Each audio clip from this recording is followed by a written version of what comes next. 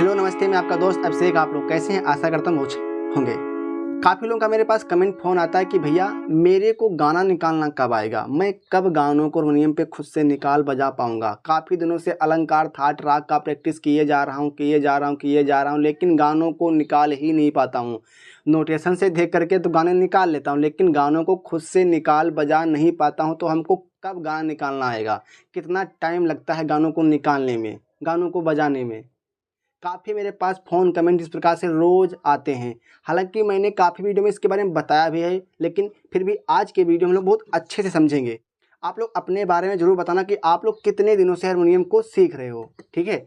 सबसे पहली चीज़ जो लोगों के मन में या दिमाग में हमेशा चलता रहता, वो क्या, लोग सोचते रहते हैं जो सीखना शुरू करते हैं हारमोनियम के, उनके दिमाग में हमेशा चलता रहता है कि हारमोनियम पे गानों को निकालने बजाने के लिए बहुत सारे राग आना चाहिए।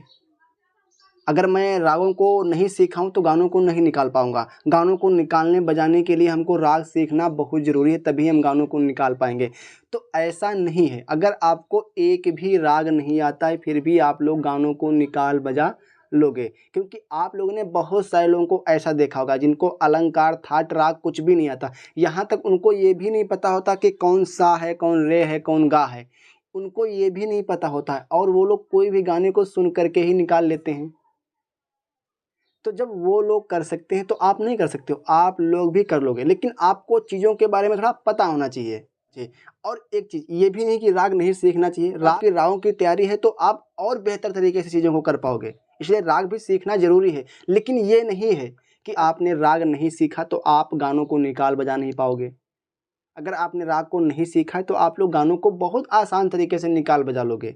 गानों को निकालने बजाने के लिए आपको बस आवाज़ की समझ होनी चाहिए, जो गाने में धुन है और आप किस आवाज़ में उस धुन को गा रहे हो, या सिंगर ने उस धुन को किस आवाज़ में गाया, वो आवाज़ हारमोनियम पे किस बटन पे किस सुर पे मैच कर रही है। अगर आपको बस इतनी अच्छे से समझ हो जाए, यही समझ मेन चीज़ यही है गानों को निकालने बजाने के लिए। अगर आपको ये समझ हो जाए अच्छे से तो आप लोग आसान तरीके से गाने को निकाल बजा सकते हो। एग्जाम्पल देकर के समझाऊँ तो थोड़ा समझना भी आपको अच्छे से समझ में आएगा। और हाँ, अगर आपको वीडियो समझ में आ रहा है तो लाइक ज़रूर कर देना। आप लोगों के लिए इतनी मेहनत कर वीडियो बनाता हूँ तो लाइक कमेंट ज़रूर कर दिया करो प्लीज़। आओ समझते हैं। देखा एक ख्वाब तो ये सिलसिले हुए, दूर तक निगाहों में गुल खिले हुए। मान लो ये गाना है, आप लोगों ने इस गाने को जरूर सुना होगा, बहुत प्यारा गाना है। अब ये गाना है, मैंने इस गाने को गुनगुनाया।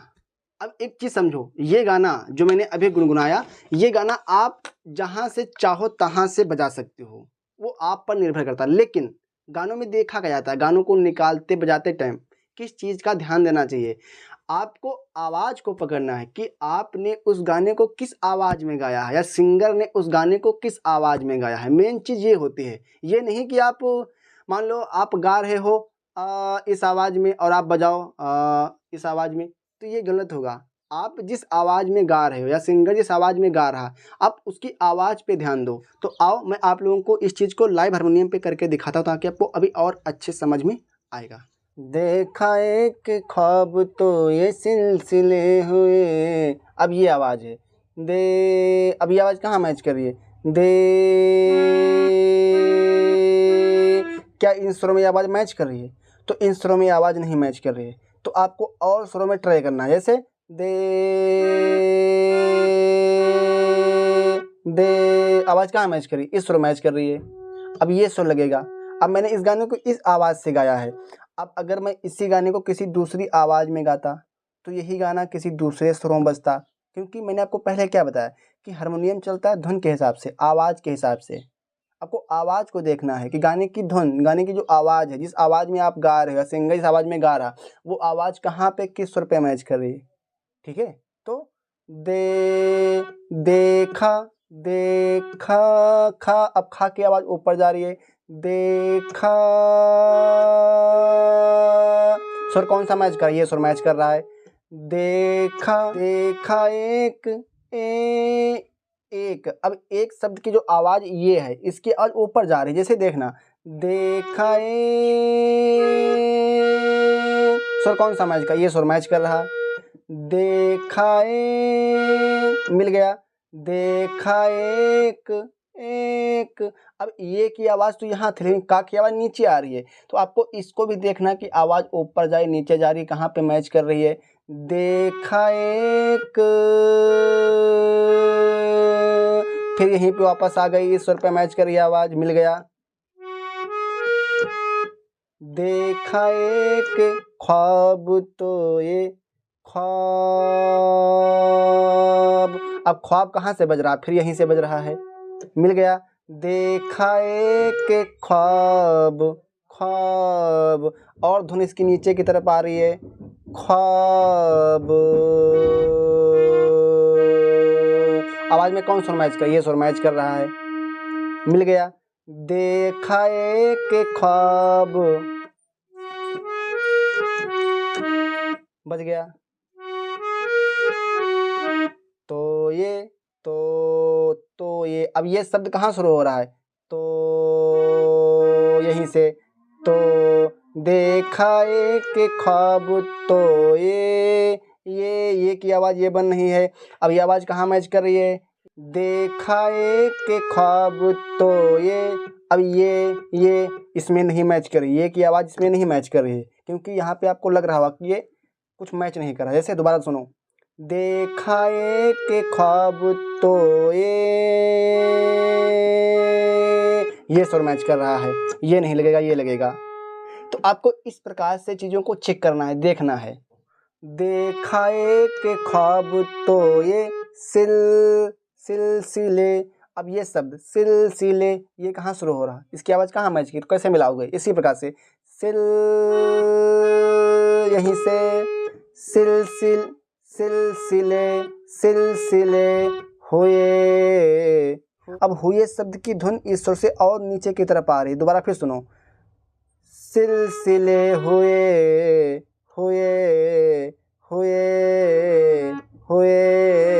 ये सुर मैच कर रहे हैं, हुए। अब ये पूरी लाइन बज गई, एक बार दोबारा इसको सुनो, देखा एक ख्वाब तो ये सिलसिले हुए।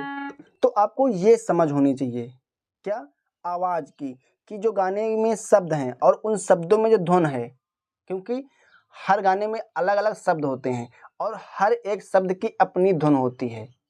अब उस शब्द की जो धुन है, आवाज़ है, वो किस बटन पे किस सुर पे मैच कर रही, ऊपर जा रही नीचे जा रही, बस आपको अगर ये समझ अच्छे से हो जाए तो आप लोग आसान तरीके से कोई भी गाने को निकाल बजा सकते हो। आप कोई भी गाना उठा लो, सारा गाना इसी बेस पे निर्भर होता है।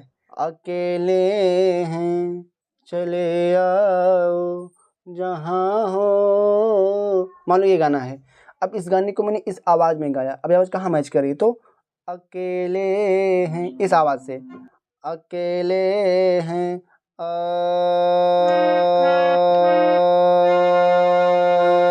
आवाज़ कहाँ मैच करिए, गा पे। अब ये गाना यहाँ से उठ रहा है क्योंकि मेरी आवाज़ यहाँ पे मैच कर रही है। जैसे अकेले ले अकेले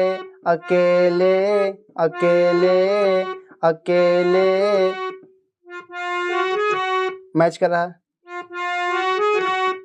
अकेले हैं चले आओ जहाँ हो जहाँ हो जहाँ हो।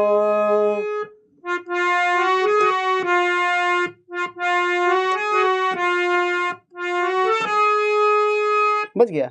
तो सारा खेल आवाज़ का ही है। अगर आपको ये आवाज़ को पकड़ने की समझ हो गई तो आप आसान तरीके से कोई भी गाने को निकाल बजा सकते हो। मेन रीज़न यही होता है। अगर आप लोग अभी तक गानों को निकाल बजा नहीं पा रहे हो तो आपको यही समझ नहीं है। अब ये समझ कैसे बढ़ेगी? ये समझ बढ़ेगी प्रैक्टिस, अभ्यास, रियाज़ से। अब प्रैक्टिस किस चीज़ का करना है, रियाज़ किस चीज़ का करना है? देखो, अगर आपका मेन गोल है कि हम सिर्फ गानों को निकालने बजाने लगे, तो आप लोग क्या करिए, आप लोग गानों को सुनिए और उन गानों को इस प्रकार से खुद से निकालने की कोशिश करिए। अब मान लो अगर आप एक बिगिनर हो, अभी आपसे खुद से गाने नहीं निकल रहे हैं, आप खुद से गानों को नहीं बजा पा रहे हो, तो आप लोग थोड़ा बहुत नोटेशन का भी सहारा ले सकते हो, क्योंकि आपको स्टार्टिंग में किसी न किसी का सहारा लेना पड़ेगा। ये नहीं कि आपको एकदम से ही अपने आप आ जाएगा। लेकिन हाँ, नोटेशन का सहारा लेना है, लेकिन उसमें भी आपको अपना दिमाग लगाना है। अपना दिमाग कैसे लगाना है? जैसे मान लो आप लोग क्या करिए, कोई भी गाने को आपने सुना, ठीक है? तो सबसे पहले आप लोग कोशिश करिए कि पहले आप अपने हाथ से करने की कोशिश करिए। 2, 3, 4 बार, 10 बार पहले अपने हाथ से ढूँढिए, निकालिए। क्या पता आप उस गाने को निकाल लो। जैसे आपसे फर्स्ट लाइन नहीं निकल रही थी, अब आपने फर्स्ट लाइन को देख लिया कि इस लाइन में ये स्वर लगेंगे, तो जो सेकंड लाइन है तो थोड़ा आसान हो जाएगा निकालने में। तो सेकंड लाइन को अपने हाथ से करने की कोशिश करिए। इस प्रकार से यानी कि नकल भी करिए और अपना दिमाग भी लगाइए, तो इससे जल्दी चीज़ों को आप कर पाओगे। अब कुछ लोग क्या करते हैं, कुछ लोग सिर्फ नोटेशन को लिखेंगे, कॉपी में लिख लेंगे और देख लेंगे, बस बजा लिया, काम खत्म। एक चीज़ मैं आपको और बता रहा हूँ जो बहुत कारगर होने वाली है आप लोगों के लिए, बहुत फ़ायदा करेगी अगर आप लोग करते हो तो। जैसे आपने किसी भी गाने का नोटेशन पहले काली इस हिसाब से देखा है, अब आपको क्या करना है, उसी गाने को अलग अलग स्केल से, अलग अलग सुर से अपने हाथ से करने की कोशिश करना है। अब इससे फ़ायदा क्या होगा, आपने नकल किया है एक स्केल से, लेकिन जो बाकी की स्केलों से आपने बजाया है उसमें आपका थोड़ा अपना दिमाग लगेगा, तो आपको समझ होगी कि गाने कैसे निकलते हैं, गाने कैसे बजते हैं। ये सब प्रैक्टिस के तरीके होते हैं। अब कुछ लोग क्या करते हैं, कुछ लोग सिर्फ एक स्केल से सीख लिया, उसी से सीखे रटे घूम रहे हैं, लेकिन ये नहीं सोचेंगे कि उस गाने को थोड़ा और स्केल से बजाएं, देखें उसमें कैसे बजेगा। और हाँ, अगर आप लोग राग थाट का प्रैक्टिस कर सकते हो, थोड़ा वो रागों को भी जानिए, थोड़ा बहुत सुनिए रागों को कैसे चलते हैं, कैसे गाए जाते हैं, कैसे उसमें कंपोजिशन होती है, क्योंकि जो आपके जितने फिल्मी पुराने गाने हैं वो अधिकतर आपके रागों पे ही आधारित हैं। तो अगर आप रागों को सीखते हो तो आपको और आसानी हो जाएगी। लेकिन ऐसा भी नहीं है कि अगर आपको राग नहीं आते तो आप गानों को नहीं निकाल पाओगे, आप गानों को निकाल लोगे, लेकिन फिर आपको गानों का प्रैक्टिस करना पड़ेगा। ठीक है, तो आशा करता हूँ आपको छोटी जानकारी पसंद है। अगर वीडियो अच्छा लगा है तो लाइक करना, कमेंट करके जो आपको वीडियो कैसा लगा। ठीक है।